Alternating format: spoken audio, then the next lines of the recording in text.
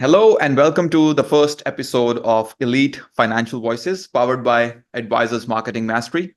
Today, our esteemed guest is going to be Peter Pickett. Peter is a life insurance specialist with Experior Financial Group, and he's been in the industry for over 5 years now. It's Actually, an absolute 18 years.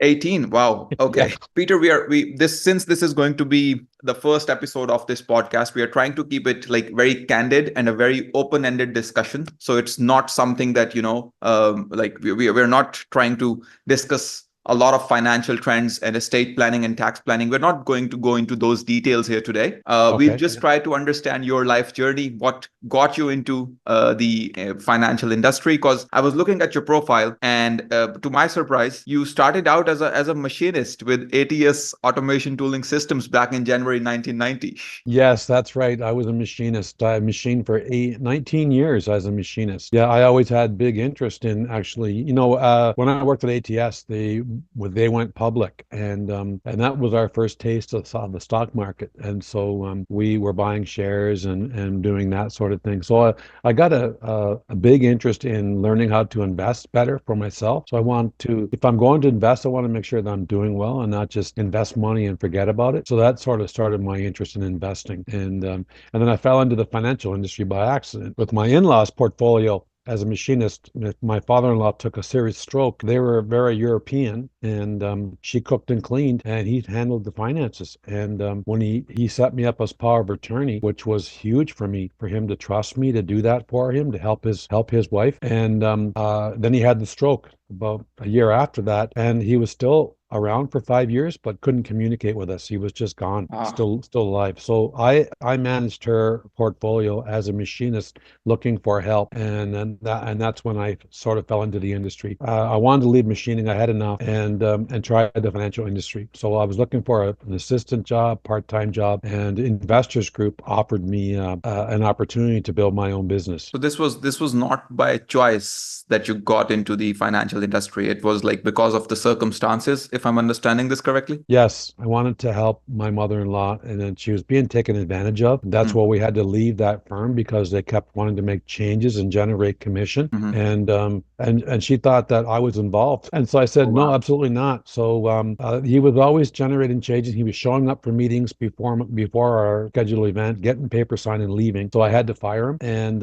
that's when I took more interest into looking for other opportunities. And I got offered an opportunity, and I just ran with it. I was ready. Interesting. I mean, sometimes just life puts you in a situation where you just have to do it. I mean, even if you don't want to, even if you are not like, I initially got into marketing. I come from an engineering background. And because I did not love engineering, I just had to like find a way out. And I got myself into marketing, learning all these social media skills and whatnot. So sometimes you just have to, change your course of life. Peter, I'd also like to understand, like when you initially started out, even though it was because of the circumstances and the situation that you were put into, what were the major challenges, life insurance industry in general? And when did you eventually decide that, okay, I'm quitting being a machinist and I'm going into this as a full-time career?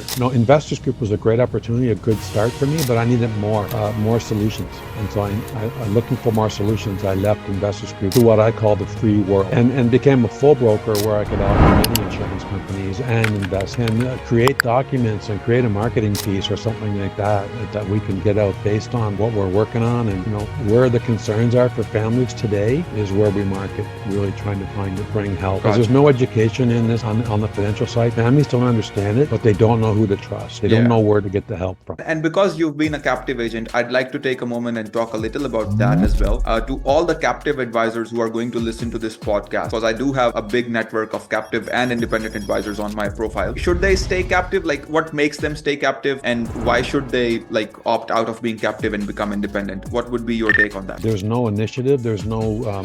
They don't have big goals. They settle in, and they just accept that's the way things are, and they want to work hard in that industry, but they're going to work harder. Here, an example, in a captive agency like Investors Group, directors, and you got regional directors, and their support, which is excellent, but it comes at a cost. And so when you leave, when I left Investors Group, my first concern was, okay, where's my help? But what you're going to find in the free world is you've got wholesalers for every insurance company that you work with who want your business, and so they'll bend over backwards to help you. And it doesn't come at a cost, right? And then you network with professionals who need your help, accountants and lawyers. We're really finding that they don't really have solutions, and if they do, it's really for a higher net. And so we work with but I need the collaboration. I want to work with accountants and lawyers, bring a strategy and say, what do you think? And then we work together and collaborate to bring the right solution for that family. Not selling, bringing solution. Yeah.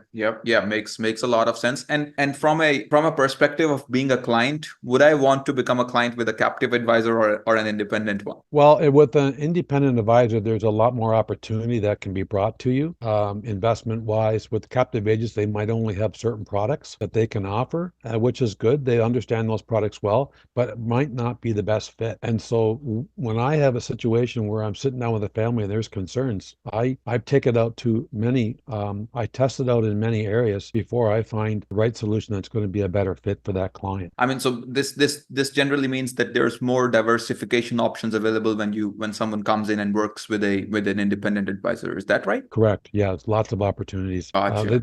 Families could not even fathom what my mind goes through trying to really work towards a solution. Most families don't understand, and so I need to put this into a simpler form. I've been told that my verbiage is a little bit still complicated, and I try to simplify as best I can, but that's still not simplified enough. And so there is a big problem there. Families need help, and they need to understand who they can trust to bring that right solution. Because a lot of agents, and I apologize to those families for that, are selling for commission. They want to get in, make a sale. They want to be big top salesmen, but they don't care who they hurt. And, they might be thinking that they're positioning good product, but long term, it's not good. And so this is what we're working towards. But also, having understood the perspective of being a client and being a captive or an independent advisor, so when you decided to go from being captive to becoming independent, was it you went with Experior straight away, or did you looked at other options as well, or used other options for a while and then switched over to Experior? Quite a learning curve for me. Actually, I sold life insurance at a company called Prudential way back when I was late teens, 19, 20. I was still blue collar back then, although I loved it and I did well. Back then we used to collect premium. We would get cash and then we'd have to go balance a book. It was, but the interesting concept was you're meeting families every month and they're going to say, oh, by the way, my sister just had a baby. You should go over and see them. And so, but I thought I'd always get back to it. I always had a big interest to get back to it, right? And so when I left Investors Group, it was actually to join a guy that I knew from Prudential, who stayed in that 20 years and said he built a big book of business and needed my help because he couldn't, in this industry, trying to work with somebody who is ethical, who, split commissions and who's going to do the right thing is not easy. And he knew me. And he wanted to work with me. And he asked me to join him. And, I didn't really like the guy, but he was right. He had 1,200 clients that he needed help with. And he said, you don't have to prospect, just help me work my client base. And so I jumped and joined him. Turned out he was an alcoholic and he wasn't able to work in his business. He had done nothing for 2 years in his book and was looking for somebody to help. And when I found this out, it was pretty bad. And he ended up dying an alcoholic. And trying to work with those clients, Financial Horizons took the book. At that time, they took the book and they didn't think I was able to manage the book on my own. So they distributed the book. I was able to still continue with relationships I had, but and then I had to rebuild again. Because he passed away. And then I ended up joining another firm looking for partnerships I could work in that all were very toxic and ended up having to leave those toxic relationships, jumping on my own. And then I saw the Experior model and I thought, oh my God, here's a model that I can actually now build an agency the structure is already in place. And all I have to do is just bring agents in, show them the opportunity and then grow with them and then help them have success. Because after 18 years, I've got strategies and opportunities that we can teach new people coming in this industry who need help to uncover where the concerns are and bring solution, but bring the right solution. You've seen the highs and lows of this insurance industry. I'd because we are doing this for for education purposes and letting people know about your story.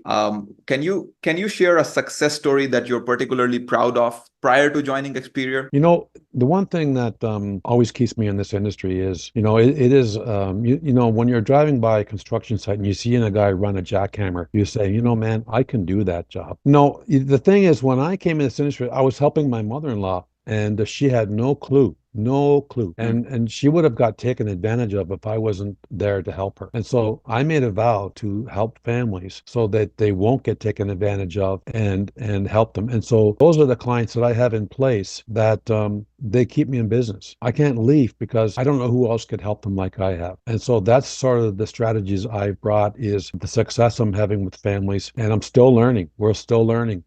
We're always learning in this industry, and I'm always trying to get better. And I've made mistakes, and I learned from those mistakes. And that is, really not keeping in touch with my clients on a regular basis to, keep that relationship going. I Mm. think COVID really kind of stirred that up too as well, right? So, we're trying to really, everything's gone remote, more Zooms. Yep. I put a lot less mileage on my car now. Personally, I appreciate that. But sometimes, I want to get in front of the clients. I want to get face to face. No, totally, totally. With AI taking over most of what we do online, people are craving for more human to human connections these days. So that's what I've also felt, and I've actually started advising people that go meet people in person, go host those in person workshops.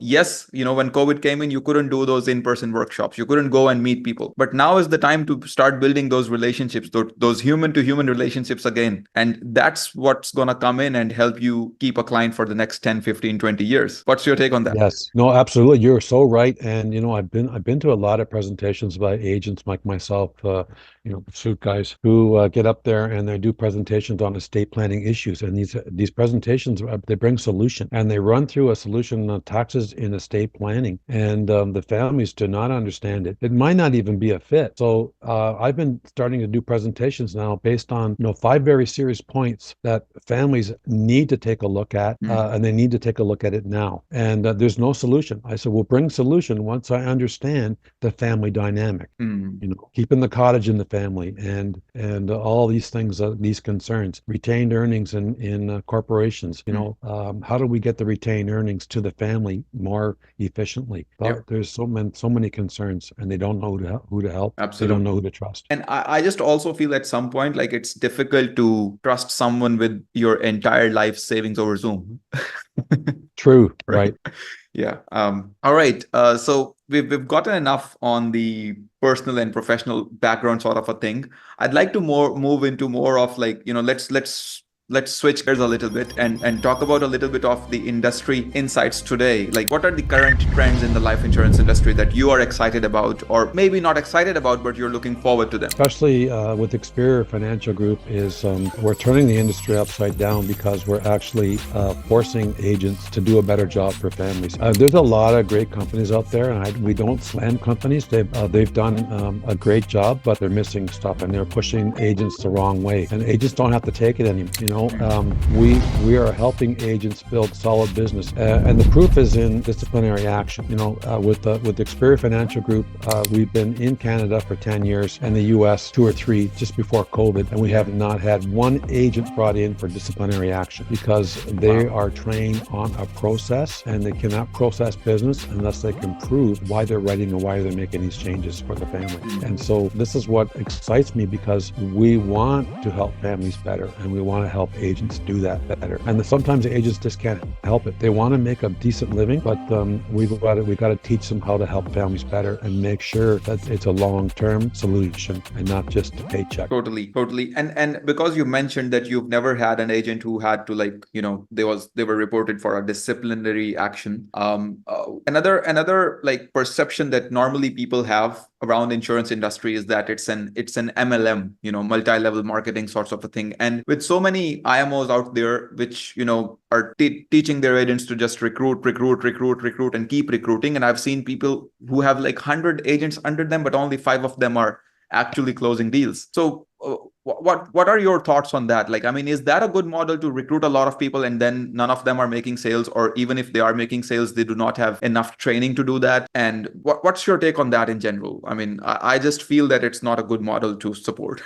Yeah, and that's one thing that we like, that we're kind of unique, is people who come in can actually do another part-time job or something that can support them. Because if they have to get to income fast, that worries me, because they get frustrated and they can't get to income fast enough to survive, so they end up having to leave. Mm, So I like the fact that maybe they could get a job. But the idea is this: if you're going to do experience part-time with another part-time job, you better have a full-time focus. And so, if you want to have success, but you've got a little bit of leeway with some income coming in from another source, that's fantastic, mm, because then the pressure's off. And and depending on the person that comes in, do they really want to work, or are they just coming to ride on somebody else's coattail? mm. Their expectations are a little bit different. It's still about picking up the phone. You got to make those phone calls. You can't send out 100 emails and think, oh yeah, baby, this is it. I can't wait, and nothing Absolutely. happens. Because we have been in lead generation for people like you over the past 4 or 5 years now. This is what I keep telling our clients, like, you've got to pick up the phone and start calling on those damn leads. Because I mean, every time you show up, we cannot just come in and roll out a red carpet and give everything to you over on a silver platter. It can't be like that. You have to Yeah. make those calls. Yes, we can qualify the leads. Yes, we can book you with appointments, but you still have to make those calls to sell to those people. I mean, or help those people out. Not, maybe selling is not the right word to use here, but help them out. So how do you see the industry evolving, let's say in the next 3 to 5 years, people getting more educated or more people getting into the industry? Like, how do you see it evolving overall? I find a lot of families we work with, there's a lot of talk about we're going to educate the family. Family does not want to be educated. They don't want to take the time. They don't have the patience to learn. They just want to make sure that the solutions that come are in their best interest. And so that's the key. But How are they, sorry to interrupt, but how are they going to understand what's best for them if they don't understand the solution itself? well, it's the proof is in the pudding. And when you bring the solution and you show the result, but here's the thing, I'm not done there. We're going to keep managing your expectations, and so that what I've showed you here, we're going to have to meet again next year and make sure Mm, that what I told you it was going to do, it's going to do. And if it doesn't, we may have to make some changes. right. And so that's very, very critical. And so it's the same thing with agents when they come in. What are they doing in their business to educate themselves to come better, to be better? Mm. I mean, are you when you're on your free time, are you gaming and watching TV series, or what are you doing in your business to build a better base so that you can understand better and get the confidence Right. to help families better? By the way, do you still work actively with new clients, or are you just focusing on, building a team right now? I have to do both right now, but ultimate goal for me is to get off my pen and help other agents have success, and really motivate, bring strategies, work with what they've discovered, and Mhm. bring solution, and get Gotcha. off my own pen, because I'm getting older. To be honest, and I'm going to stop saying this because I'm losing the patience for the paperwork. But I just have to put my head down and keep going till I can. And that's always it's in the headset. Like there's a fear of picking up the phone and making phone calls and getting rejected. Yeah. It happens. People don't understand what you're looking for and how you can help yet. Does it still happen to you after like being 18, 20 years in the industry? Yeah, they don't know who I am, right? Of course, I have to educate them on who I am. And I said, look, I'm here to help, and I'm going to take the time. Like I said, I go into a business owner, I get 15 minutes to meet a business owner. I'm good at that. I get that 15 minutes. I get in his office. He goes, what do you want? He's madder than hell. And I Yep. said, oh, I see we read the same book, right? I'm in sales, so I got to make a sale before I leave this office. And he goes, looking at me. I said, so, to be honest with you, I am that good. And before I leave this office in 15 minutes, you're going to cut me a check. Wow.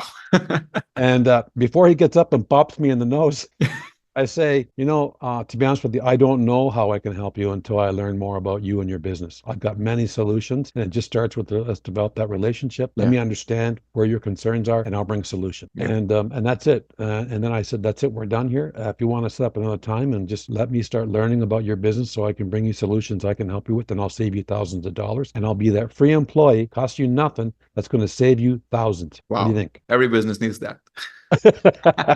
All right. All right. Interesting. And now let's talk a little bit about the common misconceptions that people have about life insurance or financial products in general. So what are the most common ones that you would want new agents, who are just joining the industry to know more about? Like, okay, this is an objection that's going to come up anyways, so you got to know how to handle it. Yeah, well, you know what? Families have a certain lifestyle, and you're coming in, and you're actually going to start redirecting money to something families think is not going to happen, and so they don't Yeah. want to come up with the money because they don't believe it's going to happen. Mm. But then that's when I get the phone calls. Hey, you know that critical illness thing you showed me there? I said, oh, what happened? Because they just don't believe it's going to happen to them. And so the thing is bringing awareness, but it's helping families find the way to afford it. And so sometimes we have to go through their spending and say, do you know you're getting coffee? You're spending $5 a day on coffee. That $5 a day could really buy you and if you made your coffee at home. So we have to maybe change our way of thinking a little bit and prioritize their spending because, they're having kids, they'll have no problem coming up with $1,200 to buy a dog. Then they got to feed the dog and they find the money for that. Yeah. So, it's just where their priorities are. And then we help them with that. And Mm. and Got it. sometimes they've got wrong product in place where we can actually save them a lot of money by redirecting. Got it. Got it. Okay. So now, from what you said and what I get is like this is like they do not feel the urgency of having an insurance policy in place until something happens, right? Right. Yeah. So that's the mindset that needs to be changed.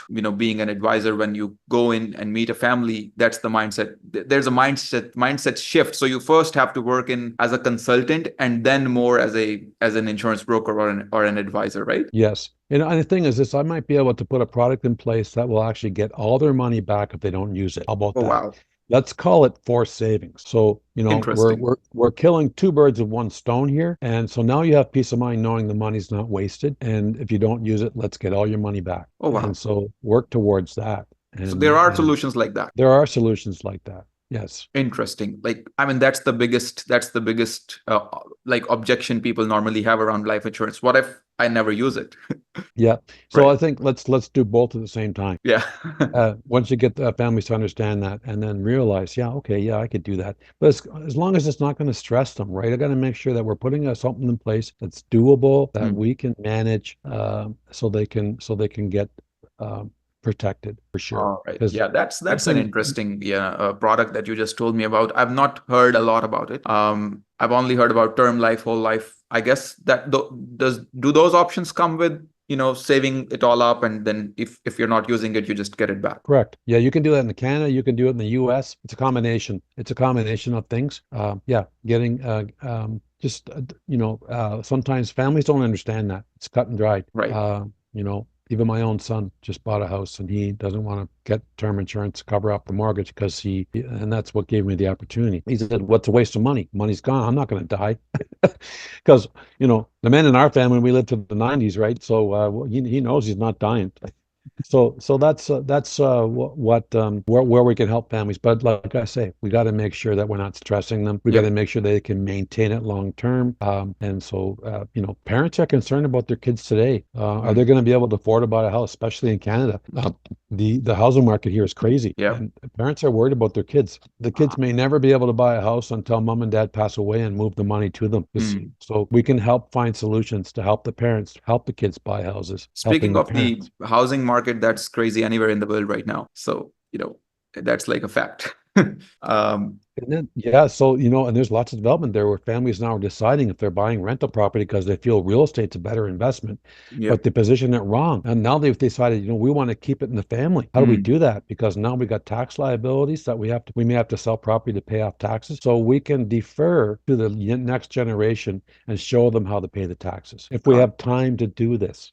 Interesting. All right. So we are getting towards like the ending section of this episode here. I'd like to talk a little bit about the business growth and team building. Since you mentioned in one of our conversations that we were having earlier, you mentioned that you wanted to grow your business by building a team. Like because we have a lot of agents who are new, who are in my audience as well. So what qualities do you look for in the potential team members? I'm looking for hunger. I'm looking for somebody that wants to work and are willing to learn, and where I can give them the material and they're digging in. And so archived the trainings, that they want to learn, and and there's hand holding, but there's hand holding to a certain point where I'm going to teach you the process. We're going to meet on a regular basis, Zoom. We can do team meetings. We can talk strategy. We've Mm-hmm. got other team members that can motivate. Everybody's, like everybody's got strong points and weak points, and so we work together as a team to help each other have success. Before I found Experior, when in this industry, I felt like I was one agent alone. There wasn't a lot of help, Mm-hmm. and they're really building an agency away from Experior was not an easy task. And so this was sort of checked all the boxes where now we can just fit into the system, follow a system. If you want to be a builder, you can be a builder, but you don't have to be a builder. You want to just do business and just do your own thing. That's perfectly fine. We're not a team that recruits. We're not a recruiting company, but we're a Okay. company that will recruit. Right. Yeah. Because I was speaking to another advisor, another insurance broker the other day, and I guess they were with WFG. And she was telling me like no recruitment strategies that they have deployed so far, at least she has deployed so far, are working for her. So she has used like Zip Recruiter, she have used LinkedIn job postings, stuff like that. So in your knowledge, what recruitment strategies have you found most effective when it comes to team building? Picking up the phone, man. Picking up the phone. Get them on the phone. And sometimes agents can seem a little bit, what do you call it? They really need the business, or they really need that recruit, or they're a little bit, and they can sense it. Where it takes a little bit more time, but build a relationship Mm. and tell them that I'm here to earn your trust, and I'm here to bring you support and help you grow. And it might not just be me. There might be somebody else they resonate with that they can grow with too as well. And you can find somebody that you can partner up with that and teach you where you're going wrong. We'll get you on the phone and we'll listen to your conversation. Then we'll talk about what went wrong. If you're getting on the phone, like you say, like I told you, they're sending out 100 emails and they're sitting back, yeah, this is going to be sweet. And they don't get one response, right? Yeah, And yeah, they're wondering, what are they doing wrong? And yeah. so it's old school still. It's still old school. And I just finished Jeb Blout's book, Fanatical Prospecting. That was a phenomenal read. Phenomenal. Right. And it's really, getting over those fears. It's not warranted. It's Yeah. not warranted. Yeah. Learn from it, And also, I was speaking with another business owner the other day, and they were just sending out cold emails to people that were not personalized emails. And no wonder they were not booking any appointments, not generating any leads. So like I had this exact same feedback for them. Like, when you reach out to someone, be more personal, relate with them, share an experience, something like that. You have to make that experience, make that first connection very relatable towards them, unless otherwise you'll not be able to, get in front of them or get them to open up. The only thing is you need to get the prospect to open up. And if they don't open up, you're not going to get a sale anyways. And it Yeah. just really finds where their concerns are. Get them talking about their family and their goals and where they want to go and what they've done in the past, and so that you can see where has somebody else failed and how can we do it better to help. Absolutely. And definitely. Absolutely. So on the closing notes of this first episode here today, I'd also like to get your perspective on a little bit on digital marketing. Have you ever used it before? How has that impacted your business? And how has your experience been with it? No, I've actually tried a few marketing firms that want this big upfront, and then they talk about the time it takes to build this and that, and that's you only go a few months, 3, 4 months. You've thrown all this money at it with no real result, Mm. and so I just find that right now, if I've got 5,000 contacts on LinkedIn, and so I need to pick up the phone and call them, start conversations, and build that relationship first. Find out where they're lacking, where they Yep. need help, and then show them an opportunity that could perhaps be a fit for them, that they could build a better business. You're going to work very hard where you are, Mhm. but you don't have to work as hard here. Right. You have to work a lot harder where you are to get success. So what you then mean to say is that you've tried to work in digital, you tried had to work with agencies in the past, and that has not turned out to be a very pleasant experience, right? Right. There's no shortage of them. They're constantly Yeah, telling you that they're the ones, they're the guys, right? yeah, And yeah, so, it's interesting. Show some success, and yeah. then we'll grow together. Mm, Once we're having success, then we'll build on it and we'll grow more, and then we'll implement more strategies to bring more leads. Because ultimately, I'd like to bring leads to my team yep. and help them have success as well. That's my ultimate goal. If they don't have, if they might not be able to afford to do that. So growing them grows me. So why don't I help them? Absolutely. I mean, it's a no-brainer. It's a Yeah. no-brainer. Absolutely. All right. And many successful businesses leverage professional marketing services to reach their goals. And how do you feel about bringing in external expertise to support your growth? I'm open to it if I can find somebody who's willing to grow. And Uh-huh. if we're having success together, sometimes we have to educate who we're working with on some of the key points I think clients need help with, and let's target that. Right. And so once people see that we're having success, then they're going to want to work with you because they're seeing it's working, right? Absolutely. And Absolutely. if it's working, then we're growing, and then we just keep building on it. Here's another idea. Yeah. So yeah, Gotcha. like All right. So, just to conclude this, what advice would you give to someone who's just starting out in the life insurance industry? uh, if you don't understand the industry, just be a sponge. I think we've got our conference. Experience got our conference. I've got an hour and a half drive. I'm going to podcast the whole way there. I'm gonna find something that I can podcast on that can maybe I'm going to hear something that can help me Right. with what I need. So Jeb Blount is a podcaster. I'm listening to his stuff and get my kick in the butt I need to find the direction I need to how things are going today, and Right. the new school stuff, right? And I also personally feel, coming from a marketing background, is like, even if you are starting out as a life insurance, you're starting out as a life insurance broker, new broker who's just getting into training, yes, understand those financial terms, but also learn a little bit of organic marketing, learn a book or two about that as well, because that's going to come in handy for you, like especially when you're starting out and when you don't have the budget to invest into ads or anything like that. And you don't want to be like hiring a marketing agency that's going to charge you thousands of dollars up front. So it's really important to learn and go through some of the books. For example, you can go through Alex Hormozzi's a couple books, 100 million offers, 100 million leads. Books like those, they're going to come in extremely handy, and you can just put together a funnel for yourself and just start generating your own leads instead of hiring an expensive marketing agency.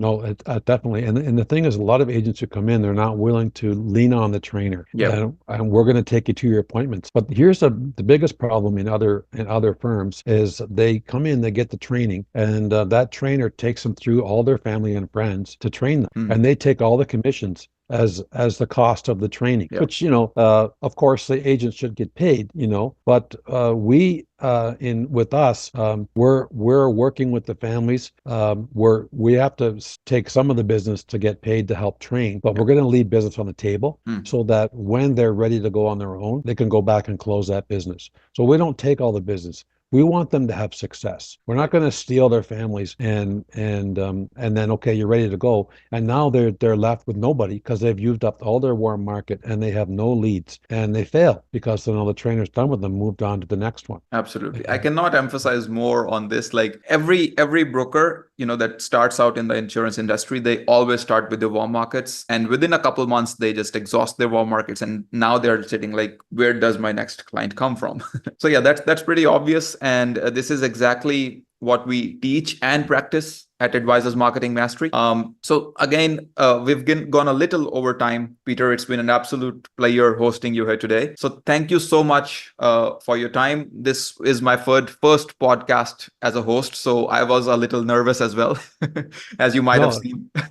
this was great fun. Thank you very much for this. This was fantastic. I enjoyed your questions, and yeah, All right. I'd like to Thank see you. I'd Thank you like to so much see. for joining us today, Peter. And it's been an absolute pleasure hearing your insights and experience. So, for our listeners, if you're interested in learning more about growing your own insurance business or need support with digital marketing or recruitment campaigns, feel free to reach out to us.